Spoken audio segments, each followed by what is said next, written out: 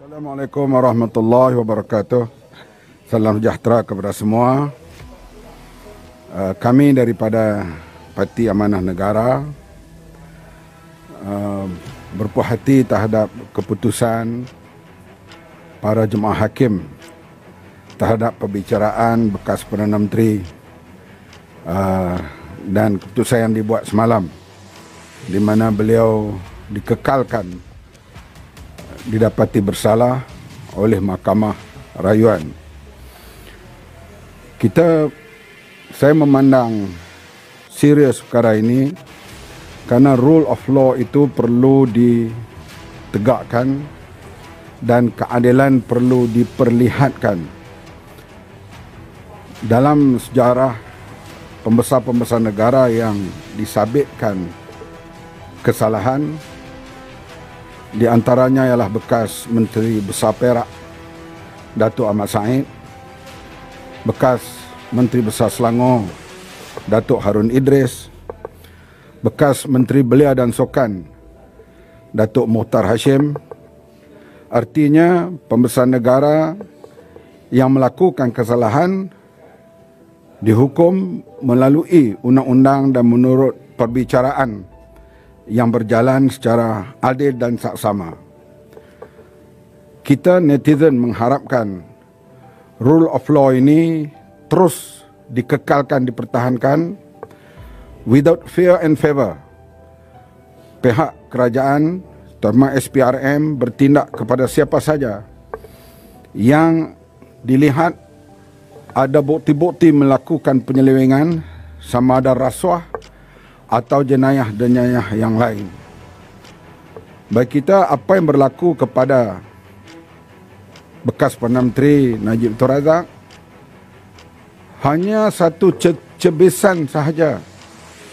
Pihak SPRM perlu lebih aktif dan pihak polis mesti lebih berani mengambil tindakan seperti yang didedahkan oleh Tan Sri Hamid Bado tentang rasuah dan penyelewengan yang berlaku di kalangan pemimpin-pemimpin politik, penjawat-penjawat awam, termasuk lebay-lebay.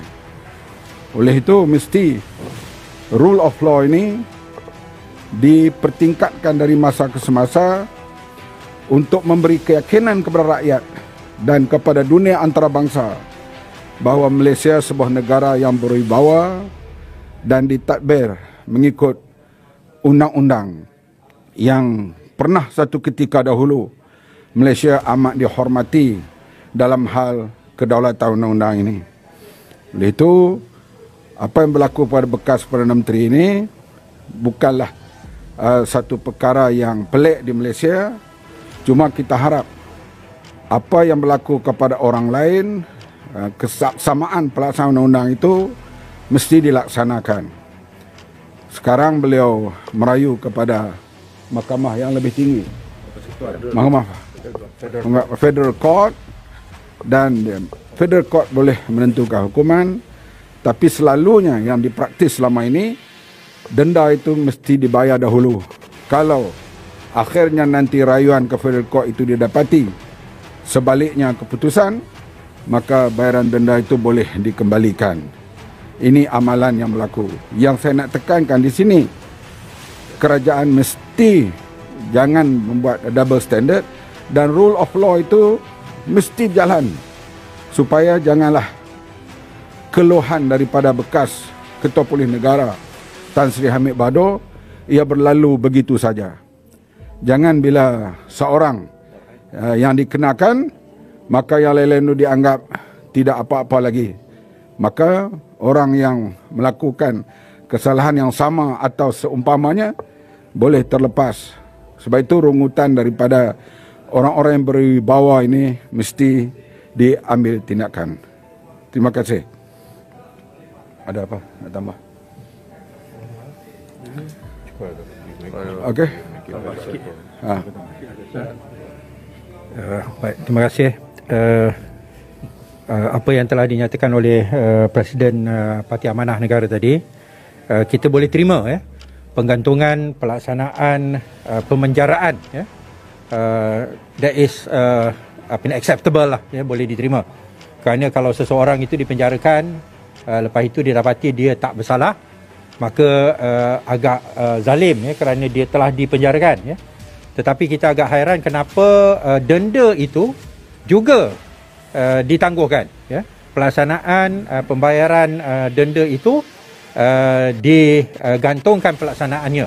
Itu menjadi satu tanda tanya bagi kami, kerana sefaham kami kebiasaan mahkamah denda bayar. Kerana bila dah bayar denda, kalau sekiranya dia buat rayuan sekalipun dan didapati tak bersalah, duit itu boleh dipulangkan. So tidak ada kerugian, ya, yang akan ditanggung, ya. Tetapi di sini kita nampak bahawa seolah-olah terlalu lenient, terlalu ringan yang dilakukan, walaupun meneruskan dan menegakkan keputusan, mempertahankan keputusan Mahkamah Tinggi, namun kita persoalkan kenapa penggantungan pelaksanaan pembayaran denda itu. Kita rasa itu adalah agak luar biasa, dan sebenarnya kalau dia bayar denda itu pun dan sekiranya dia dapati tak bersalah, kemudian dia tidak ada kerugian apa-apa kerana duit itu disimpan bagi pihaknya dan akan dipulangkan kepada dia. Ya, so we don't understand. So kita minta mungkin benda ni boleh diperjelaskan oleh pihak-pihak yang berwajib supaya kita memahami, ya, kenapa dalam kes-kes yang lain bila kena denda, curi barang kecil, ya, kena denda, tak bayar denda masuk penjara, ya. Tapi dalam kes ni denda tu boleh diberikan kelonggaran sebegitu rupa, ya. Sedangkan ianya adalah sebahagian daripada hukuman itu, dan kita minta supaya ianya dapat dituntut kembali, ya. Wallahualam. Okey. Ada tambah sikit. Ini lawyer. Okey, sebenarnya saya nak tambah sikit je lah apa dikatakan oleh YB tadi tu. Okey, tentang pertamanya saya terangkan the philosophy of state execution ni. Untuk makluman mungkin ada setengah yang tak begitu ni kan. Biasa state execution ini tujuannya untuk mengelakkan kezaliman berlaku lah. Sebab tu dalam kes yang melibatkan hukuman mati, sebagai contoh, walaupun tidak ada permohonan untuk state execution, dia automatik. Sebab dia tahu kalau sekiranya jalan juga, tiba-tiba dia menang, dah mati macam mana kan. So macam gitu dia punya filosofi dia lah. Kalau hukuman penjara, dia dah jalankan hukum, tapi kalau denda boleh pulang balik. Itu the philosophy of having state execution. Satu lagi saya tambah sikit, Najib nampaknya macam mengatakan dia niat naya. Dan ada kata, alah, itu biasa, apa ni, penyokong-penyokong Tegar dia kata dia tak bersalah. Tapi dalam kes ini, kalau kita baca keputusan Mahkamah Tinggi 801 muka surat dan keputusan Mahkamah Rayuan setakat semalam tu 54 muka surat, jelas kes ini orang kata kes yang melibatkan paper trail. Semua dokumen, everything is documented. Maknanya dengan bahasa mudahnya susah nak lari lah. Sebab tu bagi saya bila kata dia naya, saya agak pelik juga. Sebab tak mungkin mahkamah nak naya dia, dan tak mungkin sesiapa pun naya dia. Bagi saya kesalahan tu adalah kesalahan dia sendiri, yang dia tidak cermat mungkin, menyebabkan dia dikenakan hukum, didapati bersalah oleh Mahkamah Tinggi, dan juga 3 orang hakim Mahkamah Rayuan sebulat suara, unanimous. Mana saya rasa untuk mengatakan dia naya tu hampir mustahil lah. Yang terakhir saya nak terangkan bahawa proses Mahkamah Rayuan daripada Mahkamah Rayuan ke Mahkamah Persekutuan, dia tidak automatik. He still has to get leave. Dia perlu dapat kebenaran untuk merayu dalam masa sebulan. Kalau katakan dia buat permohonan ni, dia tidak dapat, dia bukan macam daripada Mahkamah Tinggi ke Mahkamah Rayuan automatik rayuan. You can appeal straight away without applying for leave. Tapi from court appeal to federal court, you must get leave first. You must get kebenaran. Jadi Najib kena dapat kebenaran rayuan sebelum dia boleh merayu. Sekian, terima kasih.